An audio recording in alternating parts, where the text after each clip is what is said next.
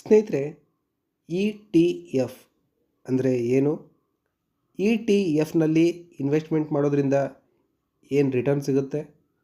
ಹಾಗೆ E T ಎಫ್ನಲ್ಲಿ ನೀವು ಮಾಡ್ತಕ್ಕಂಥ ಇನ್ವೆಸ್ಟ್ಮೆಂಟ್ ಯಾವ್ಯಾವುದರಲ್ಲಿ ಹೂಡಿಕೆ ಆಗುತ್ತೆ ಅನ್ನೋದನ್ನ ನಾವು ಈ ವಿಡಿಯೋದಲ್ಲಿ ತಿಳ್ಕೊಳ್ಳೋಣ. ಸ್ನೇಹಿತರೆ, ಮೊದಲಿಗೆ ಇ ಟಿ ಎಫ್ ಅಂದರೆ ಎಕ್ಸ್ಚೇಂಜ್ ಟ್ರೇಡೆಡ್ ಫಂಡ್. ಇಲ್ಲಿ ನೀವು ಮಾಡ್ತಕ್ಕಂಥ ಇನ್ವೆಸ್ಟ್ಮೆಂಟ್ ಬೇರೆ ಬೇರೆ ಇನ್ಸ್ಟ್ರೂಮೆಂಟ್ಗಳಲ್ಲಿ ಡೈವರ್ಸಿಫೈ ಆಗಿ ಇನ್ವೆಸ್ಟ್ಮೆಂಟ್ ಆಗುತ್ತೆ. ಎಕ್ಸ್ಚೇಂಜ್ ಟ್ರೇಡೆಡ್ ಇನ್ಸ್ಟ್ರೂಮೆಂಟ್ಸ್ಗಳಾದ ಸ್ಟಾಕ್ಸ್, ಕಮೋಡಿಟೀಸ್, ಬಾಂಡ್ಸ್, ಇಂಡೈಸಸ್ ಹೀಗೆ ಅನೇಕ ಇನ್ಸ್ಟ್ರೂಮೆಂಟ್ಗಳಲ್ಲಿ ಇದು ಇನ್ವೆಸ್ಟ್ಮೆಂಟ್ ಆಗುತ್ತೆ. ಇನ್ನು ಇದರ ರಿಟರ್ನ್ಸ್ ನೀವು ಯಾವ ಇನ್ಸ್ಟ್ರೂಮೆಂಟ್ ಮೇಲೆ ಇನ್ವೆಸ್ಟ್ಮೆಂಟ್ ಮಾಡಿದ್ದೀರಾ ಅದ್ರ ಮೇಲೆ ಡಿಪೆಂಡ್ ಆಗಿರುತ್ತೆ. ಉದಾಹರಣೆಗೆ ನೀವು ಗೋಲ್ಡ್ ಇ ಟಿ ಎಫ್ ಮೇಲೆ ಇನ್ವೆಸ್ಟ್ಮೆಂಟ್ ಮಾಡಿದರೆ ಅದು ಗೋಲ್ಡ್ ಪ್ರೈಸ್ ಮೇಲೆ ಡಿಪೆಂಡ್ ಆಗಿರುತ್ತೆ. ಹೀಗೆ ಇದು ಕೂಡ ಮಾರ್ಕೆಟ್ ಅವರಲ್ಲಿ ಟ್ರೇಡ್ ಆಗೋದ್ರಿಂದ ಇದರ ಪ್ರೈಸ್ ಕೂಡ ಫ್ಲಕ್ಚುಯೇಟ್ ಆಗ್ತಾ ಇರುತ್ತೆ.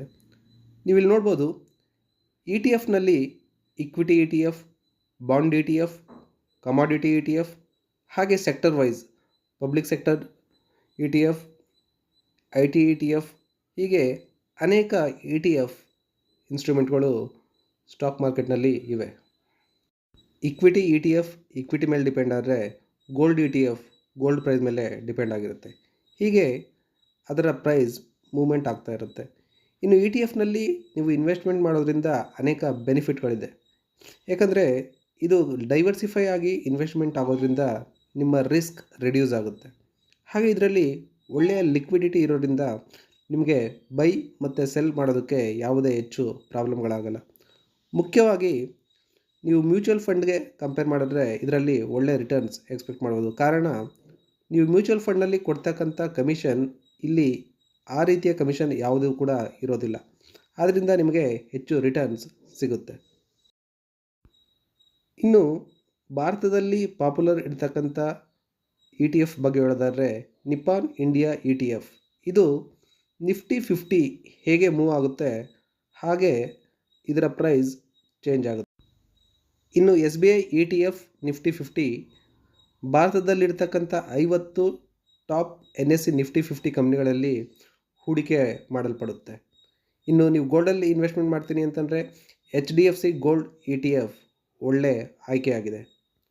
ಇನ್ನು ICICI prudential Nifty E T F ಇದು ಕೂಡ ನಿಫ್ಟಿ 50 ಮೇಲೆ ಡಿಪೆಂಡ್ ಆಗಿದೆ. ಇನ್ನು ಇದೆಲ್ಲ ಆದಮೇಲೆ ನೀವು ಕೇಳ್ಬೋದು, ಈ ಇ ಟಿ ಎಫ್ನಲ್ಲಿ ಇನ್ವೆಸ್ಟ್ಮೆಂಟ್ ಮಾಡೋದ್ರಿಂದ ಏನು ರಿಟರ್ನ್ ಸಿಗುತ್ತೆ ಅನ್ನೋದನ್ನ. ಸ್ನೇಹಿತರೆ, ಖಂಡಿತವಾಗ್ಲೂ ಇದರಲ್ಲಿ ನೀವು ಇನ್ವೆಸ್ಟ್ಮೆಂಟ್ ಮಾಡೋದ್ರಿಂದ ಒಂದು ವರ್ಷಕ್ಕೆ ಮಿನಿಮಮ್ ಅಂದರೂ ಕೂಡ 12ರಿಂದ 18% ರಿಟರ್ನ್ ನೀವು ಎಕ್ಸ್ಪೆಕ್ಟ್ ಮಾಡ್ಬೋದು. ಇನ್ನು ನೀವು ಇಲ್ಲಿ ಇನ್ವೆಸ್ಟ್ಮೆಂಟ್ ಮಾಡೋದಕ್ಕೆ ಡಿಮ್ಯಾಟ್ ಅಕೌಂಟ್ ಅವಶ್ಯಕ. ಆದ್ದರಿಂದ ನಾನು ಡಿಸ್ಕ್ರಿಪ್ಷನಲ್ಲಿ ಲಿಂಕ್ ಕೊಟ್ಟಿದ್ದೀನಿ, ನೀವು ಅಲ್ಲಿ ಕ್ಲಿಕ್ ಮಾಡೋದ್ರ ಮೂಲಕ ಫ್ರೀಯಾಗಿ ಡಿಮ್ಯಾಟ್ ಅಕೌಂಟ್ ಓಪನ್ ಮಾಡ್ಕೊಳ್ಬೋದು.